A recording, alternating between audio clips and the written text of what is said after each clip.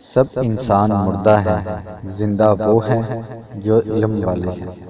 علم والے سوئے ہوئے ہیں، بیدار وہ ہیں جو عمل والے ہیں۔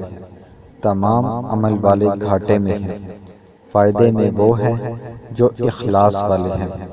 سب اخلاص والے خطرے میں ہیں، کامیاب وہ ہیں جو تکبر سے پاک ہیں۔ خباثت قلب کو ظاہر کرنے والی تین چیزیں ہیں: حسد، ریا اور عجب، یعنی خود کو بڑا اور دوسروں کو حقیر سمجھنا عجب۔